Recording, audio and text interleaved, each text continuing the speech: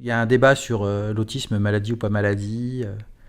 Bon, moi, ce que je sais, c'est qu'il peut m'arriver parfois à avoir des jeudis entiers avec des enfants qui disent pas papa, maman, quoi, et qui ont 7, 8 ans. Donc, voilà, et les gens viennent me voir à l'hôpital, ils sont désespérés et ils aimeraient bien que je leur trouve des traitements. Donc, c'est vrai que il peut y avoir, je peux avoir des patients qui connaissent des racines cubiques de je sais pas quoi, mais la plupart du temps, c'est quand même des situations très désespérées. Atypique et alors, un podcast pour entendre la vie avec un enfant autiste. C'est en range -2, consultation psychiatrique. Ouais. Dans cette deuxième saison, Brice Andlauer part à la rencontre des différents professionnels qui accompagnent et prennent soin des personnes avec autisme au quotidien. Bonjour, on a rendez-vous avec le professeur Delorme. Il faut mieux que vous passiez vers les urgences. Parce qu'en fait, en réalité, c'est assez ambulatoire. Donc en fait, les familles viennent comme ils vont à l'école. Donc ici, par exemple, c'est l'unité de dépistage précoce. Donc en fait, les mamans viennent avec leur poussette. Alors, Richard Delorme, je suis professeur de pédopsychiatrie à l'hôpital Robert Debré, à Paris, dans le 19e arrondissement. Vous avez combien de personnes qui travaillent dans le service ? Il y en a à peu près 200. Après, on est 140 équivalents temps plein. C'est des gens donc en fait, il y a les enfants viennent ici et en fait, ils vont dans les différents bureaux pour être évalués au cours du temps. Et on a beaucoup dans cette équipe, par exemple, la plupart des gens sont à temps partiel. Et c'est pas mal parce que c'est assez crevant dans le quotidien. Voilà, parce qu'il y a des enfants agités, c'est toujours assez challenging, donc ça permet aussi. Voilà. En fait, la chronicité des troubles entraîne aussi beaucoup de difficultés pour aussi le personnel. J'ai passé tout mon internat à voir des patients autistes en réalité, mais sans que jamais on me dise qu'ils étaient autistes.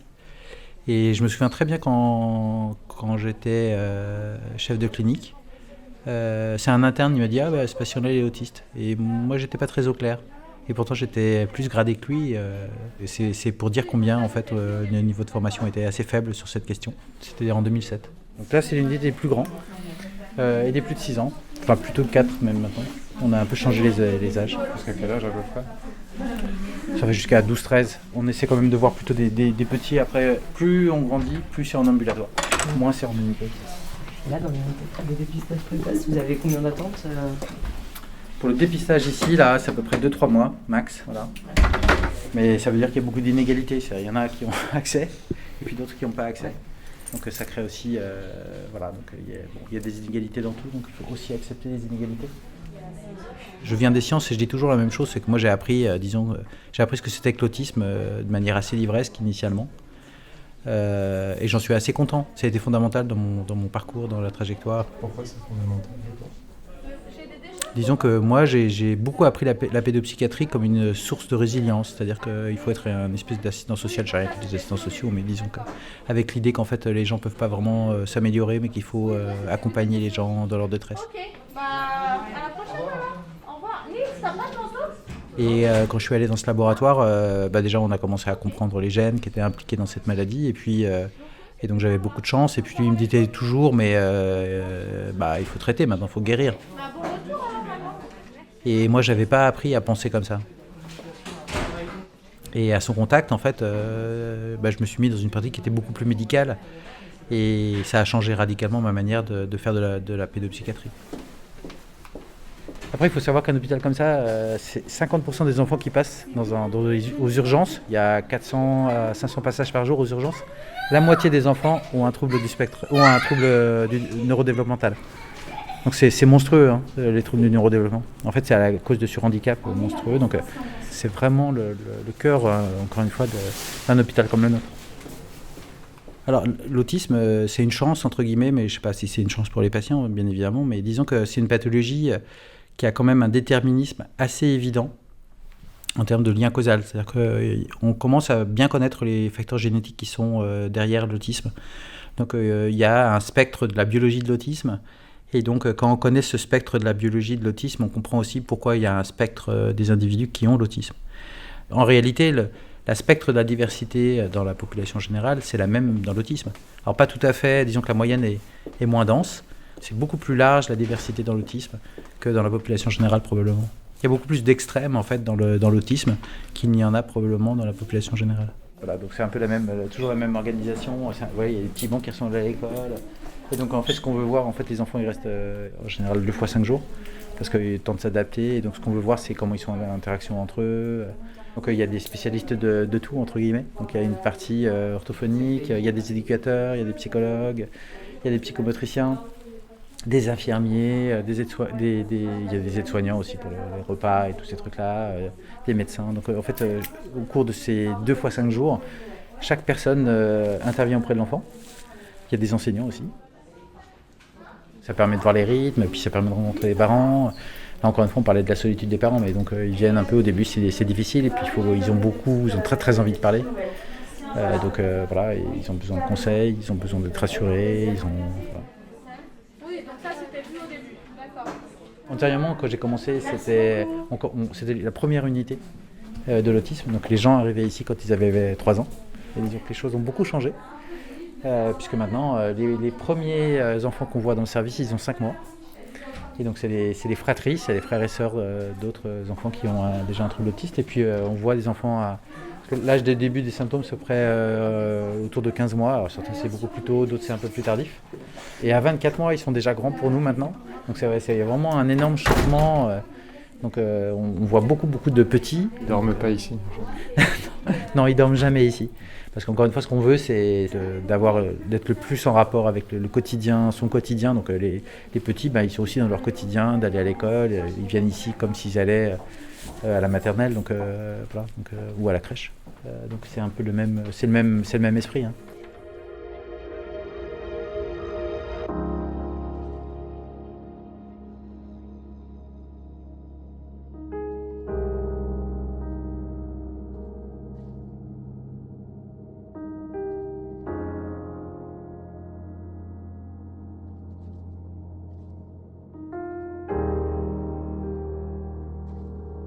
J'ai l'impression qu'un des gros points d'évolution aussi, on a rencontré beaucoup de parents qui se sont plaints parfois de diagnostics où la mère était mise en cause avec des approches psychanalytiques.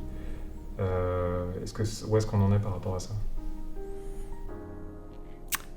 Ça dépend si c'est moi qui en parle ou si c'est les autres. Moi, par exemple, hier, j'avais une conversation avec ma femme qui est psychiatre.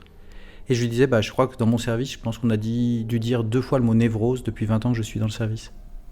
Donc en fait, moi, cette notion-là, pour moi, elle n'existe pas. C'est-à-dire que c'est pas une notion de mon quotidien. Donc moi, je ne la comprends pas. Après, c'est ce que me racontent les parents. Moi, c'est une notion, comme une autre. Je veux dire, parfois, effectivement, les mamans sont impliquées quand elles transmettent parfois des mutations génétiques particulières, ou comme les papas peuvent aussi être impliqués quand ils transmettent des mutations particulières aussi. C'est pas une notion qui a du sens dans mon métier. C'est une notion qui a du sens par le côté de maltraitance pour les familles. Donc c'est elle qui me rapporte ces histoires-là. Mais c'est pas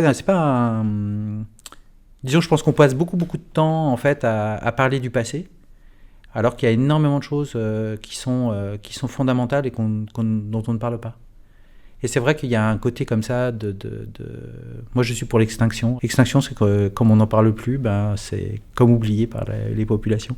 C'est aussi une stratégie, je pense, de penser. Voilà, il faut passer à autre chose.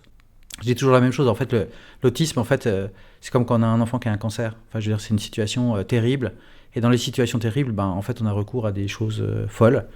Et dans ces choses folles, parfois, il y a des gens qui sont maltraitants et des gourous qui vont continuer de faire des choses parce que vous êtes tellement en situation de vulnérabilité. Les gens vous mettent sur le banc. Voilà. En plus, on vous dit que vous êtes responsable. Et donc, je me souviens très bien, il y a quelques années, on m'appelle pour une situation d'un père qui avait un enfant qui avait un trouble autistique. Et puis, il venait de perdre son père. Et donc, il avait un petit bébé qui a 1 an et demi. Et donc, ça avait toute une histoire. En fait, c'était que le père était déprimé et que c'est pour ça que l'enfant ne voulait pas exprimer la douleur du père. Et donc, alors que c'était une situation complètement folle. Alors oui, le père était déprimé parce qu'il voyait que son fils ne parlait pas, et qu'il grandissait, qu'il n'avait pas beaucoup d'interaction avec lui, qu'en plus il venait de perdre son père. Donc la vie était quand même particulièrement difficile. Donc voilà, je veux dire, on est extrêmement vulnérable dans ces moments-là. Il y a toujours des gens qui surfent sur de la vulnérabilité. Il y a un débat sur l'autisme, maladie ou pas maladie. Bon, moi, ce que je sais, c'est qu'il peut m'arriver parfois à avoir des jeudis entiers avec des enfants qui disent pas papa, maman, quoi.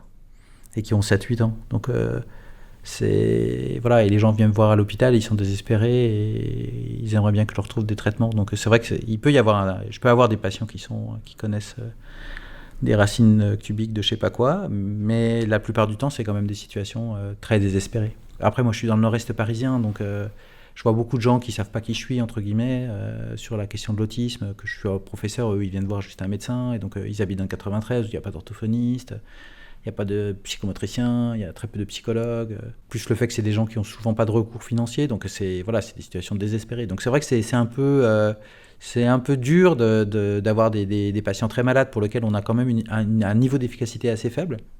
Les personnes que vous recevez, de quoi est-ce qu'elles souffrent le plus aujourd'hui ? Est-ce qu'elles souffrent plus de leur handicap ou du regard que la société porte sur eux ou de la place qu'on ne leur fait pas ? Non, mais ça, disons que la réponse est un peu plus complexe, quoi. C'est-à-dire que c'est tout ça en même temps, quoi.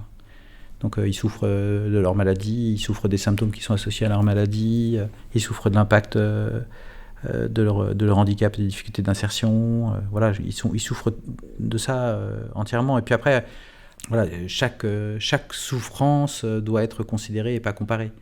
Certains ont des enfants qui ont un trouble sans déficience intellectuelle, insérés à l'école. Pourtant, c'est des familles qui sont en grande souffrance aussi, de la même manière que des familles qui ont un enfant très sévère et qui ne parlent pas, elles sont aussi des familles en grande souffrance. Donc voilà, on souffre un peu de tous ces trucs-là, mais c'est comme tout à chacun. On est plusieurs personnes en même temps, suivant le contexte, suivant les choses sur lesquelles que l'on doit assumer. N'importe quel handicap vous isole. Par exemple, à une époque, je voulais faire une étude sur... je disais, ce qui serait bien, c'est qu'on ait des sujets contrôle pour essayer de comprendre comment ça se passe dans la population générale. Et puis donc on dit, ce qu'on va faire, c'est qu'on va interroger les amis des gens qui ont un enfant autiste. Et on va leur demander aux frères et sœurs de participer à notre étude. Et on s'est vite aperçu en fait que les gens étaient hyper isolés. C'est qu'en fait, ils avaient perdu un peu leur réseau d'amitié au fur et à mesure des difficultés qu'ils avaient à avancer avec leur enfant. Et qu'en fait, leurs amis, ils étaient dans les associations, ils avaient aussi des enfants qui avaient un trouble. Donc voilà, et parfois, c'est même pas simplement des troubles du même périmètre, mais c'est aussi se reconnaître avec d'autres familles qui ont aussi des handicaps.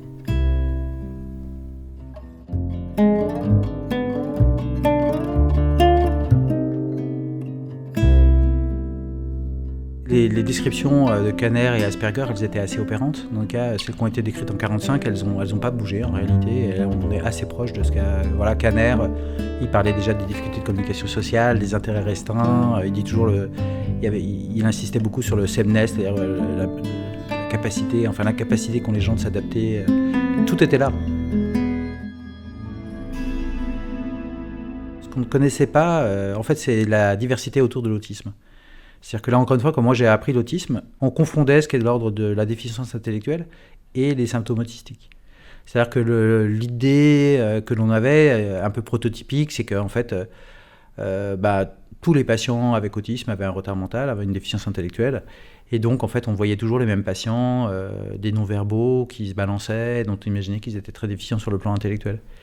Et puis, avec les travaux des 10 dernières années, on a commencé à voir en fait qu'on pouvait avoir un énorme trouble de la communication sociale et pas de déficience intellectuelle. C'est-à-dire que moi j'ai des patients, à 3-4 ans ils disent pas un mot, et puis à 14-15 ans c'est des champions de maths. Et à l'inverse, on a des patients qui ont des déficiences intellectuelles extrêmement sévères et des symptômes autistiques de faible intensité, et pourtant on en dit globalement à peu près que c'est les mêmes patients, alors qu'en fait ils ont des entités radicalement différentes. Puis après... Pour moi, le deuxième point, c'est qu'on a commencé à mieux comprendre les gènes qui étaient impliqués dans ce trouble. Et bon, moi, je suis généticien, alors je suis intéressé par la question des gènes, mais c'est juste pour dire que voilà, il y a un point d'ancrage dans la réalité. On ne peut plus dire que c'est pas nécessairement une pathologie qui est déterminée par un mécanisme biologique. Voilà, il y a un endroit. Après, c'est très peu de patients. Il y a des patients, ils ont une mutation génétique dans un gène qui est présent seulement, c'est 1 pour 100 000 patients. Mais cela n'empêche que c'est un point d'ancrage dans la réalité. Donc ça permet aussi de penser différemment. Une fois qu'on a commencé à avoir une petite piste, même par un microfilm, mais au lieu d'en voir comme une espèce de grosse patate un peu informe où on ne comprend rien, voilà, on commence à avoir juste un petit grain de cette pomme de terre. Donc il y a un engouement scientifique international sur sur comment fonctionne le cerveau et comment il fonctionne dans le contexte particulier de l'autisme et des pathologies associées. C'est surtout un énorme puzzle avec beaucoup de pièces. Alors d'aujourd'hui, on a à peu près identifié 650 pièces, 650 gènes qui sont impliqués dans le trouble. C'est une grande diversité. Après, on a de la chance, c'est que ces 650 gènes, ils sont quand même réunis dans des grandes familles. Et donc, c'est un peu comme si on va de Paris à Marseille, on peut être arrêté à la gare de Lyon et jamais partir du train, avec son train, ou alors on peut être arrêté en banlieue parisienne, ou à la hauteur de Dijon, ou à la hauteur d'Auxerre, ou à la gare Saint-Charles. Avant la gare Saint-Charles. Mais dans tous ces cas-là, on n'arrive pas vraiment à Marseille, quoi. On est bloqué dans le train. Donc c'est un peu ça, en fait. Il y a des grandes voies. Donc ça, on a commencé à percevoir ces grandes voies, et on voit tous les endroits de blocage dans ces grandes voies. Donc ça, c'est pour disons à peu près 20-30% des cas. Maintenant, on commence à avoir une idée assez précise des facteurs qui sont à l'origine du trouble. Puis après, pour les autres patients, pour l'instant, ça reste assez flou. On sait qu'il y a une composante génétique forte, mais parfois, on n'identifie pas spécifiquement les anomalies. Alors, il faut bien avoir en tête, moi, c'est un truc qui est assez récent, mais moi, j'ai appris la médecine avec l'idée qu'en fait, ceux qui avaient les troubles autistiques, en fait, ils avaient une anomalie sévère. Et puis, il y avait les gens comme moi, je ne me trouve pas trop autiste, qui n'avaient pas cette anomalie. Et en réalité, c'est pas tout à fait comme ça. Non, en fait, on est comme une espèce de grand plateau, comme une espèce d'équilibre, en fait. Donc, on a des facteurs qui vont... parce qu'on est tous porteurs, moi y compris, d'anomalies génétiques qui vont intervenir dans des gènes qui sont importants pour le fonctionnement du cerveau. Donc, on est à peu près tous porteurs d'à peu près 50 anomalies génétiques dans notre... Donc, on est tous à risque. Certains plus que d'autres. Et puis il y a des facteurs d'environnement qui vont pouvoir majorer ce lot d'anomalies. Par exemple, le déficit en folate avant la grossesse. Folate, c'est une vitamine que l'on prend pour éviter la spina bifida chez les femmes enceintes. Et puis certains médicaments, par exemple, on a beaucoup entendu parler de l'acide valproïque, qui est un antiépileptique, qu'on a beaucoup donné aux mamans bipolaires ou qu'on donnait aux mamans épileptiques. Voilà, donc ça, c'est un médicament qui est aussi un facteur de risque majeur. Voilà, certains virus aussi sont par exemple Zika, on a entendu parler de Zika avec microcéphalie et autisme, alors au Brésil, pas en France, mais bon, disons que voilà, donc on commence à avoir une meilleure représentation des facteurs d'environnement également.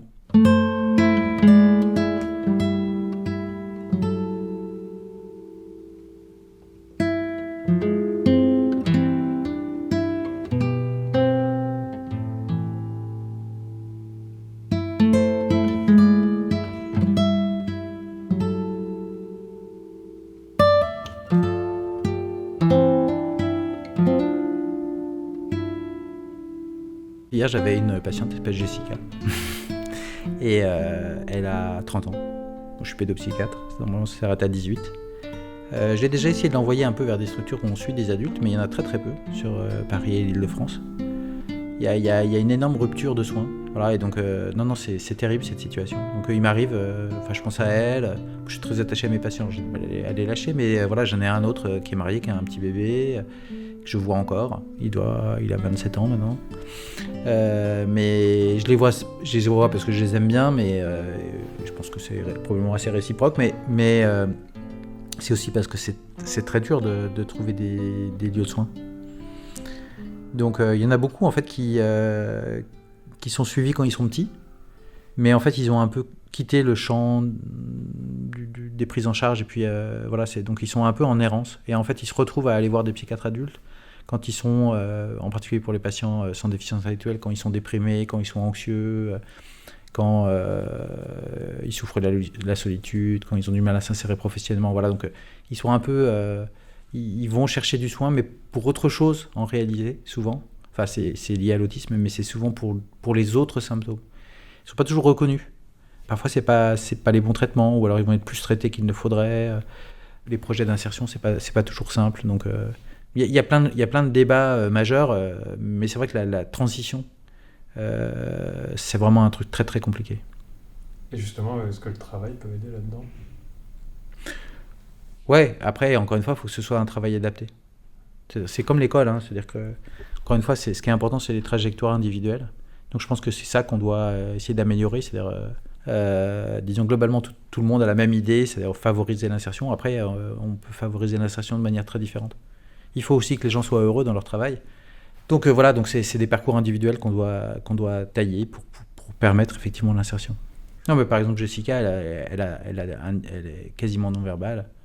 Donc voilà, travailler, c'est très compliqué pour elle. Voilà, déjà, être autonome, c'est déjà un point majeur en tant qu'adulte. Donc elle est déjà dans un foyer. Disons là, on est quand même encore dans un stade occupationnel, même si elle a 30 ans. Et puis l'autre patient qui vient avec son bébé, là, auquel je pense, c'est un patient, il a réussi à faire un CAP, puis un BEP, un autre BEP, puis il aimait beaucoup tout ce qui était électroménager depuis l'enfance. Donc il s'est mis à faire ça. Et puis il a été embauché avec le statut RQSTH, donc de travailleur handicapé chez un artisan qui faisait de la réparation électroménager. Voilà, puis là maintenant l'artisan part à la retraite, donc c'est lui qui va prendre le job. Et voilà, après c'est pas simple, il faut que ce soit sa mère qui fasse la comptabilité, les projets entrepreneuriaux, mais voilà, donc il y a des histoires, il y a des réussites. Puis après, voilà, il y a voilà, tout au bout, il y a le patron de Tesla. Quand on le voit comme ça, et dans ce qu'on raconte, en tout cas, il a l'air quand même d'avoir des symptômes qui sont quand même assez significatifs, et voilà, qui sont des gens extrêmement brillants. Voilà, mais tous les parcours ne sont pas de ce type.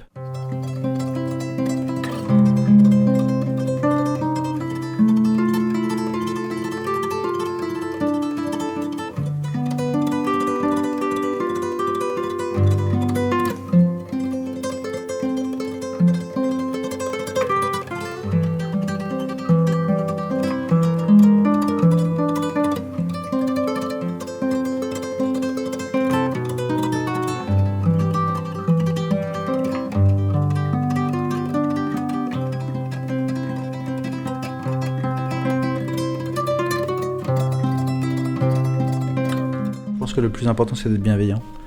Ça fait un peu donneur de leçons, mais disons que je pense que c'est quand même le truc le plus important. Enfin disons, il faut être engagé, quoi. Je pense que l'engagement c'est important. Et puis voilà, il y a effectivement derrière l'engagement, il y a un souci d'honnêteté. Alors après, voilà, donc ça veut dire qu'il faut se poser des questions. Est-ce qu'on a des bonnes pratiques, comment on peut changer. Voilà, par exemple dans mon service, parfois il y a des délais d'attente qui sont énormes.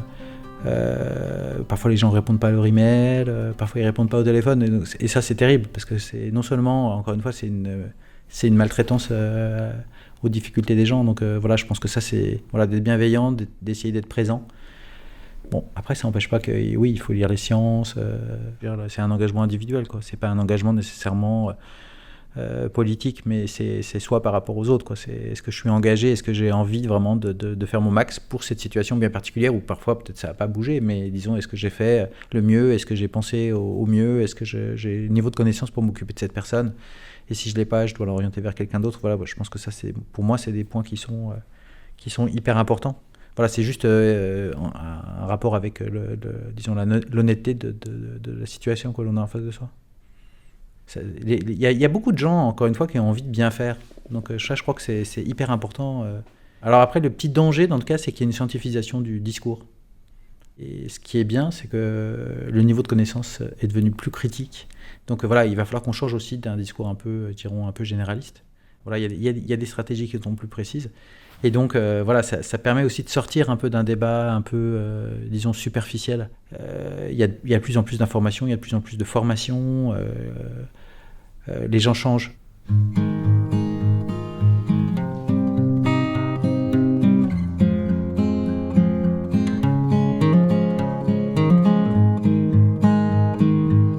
C'était le 8e épisode de notre podcast consacré au métier de l'autisme. Nous avons déjà mis en ligne 7 autres témoignages de professionnels, ainsi que 8 portraits de parents. Vous pouvez tous les écouter ou redécouvrir sur notre site originel.fr ou votre application de podcast.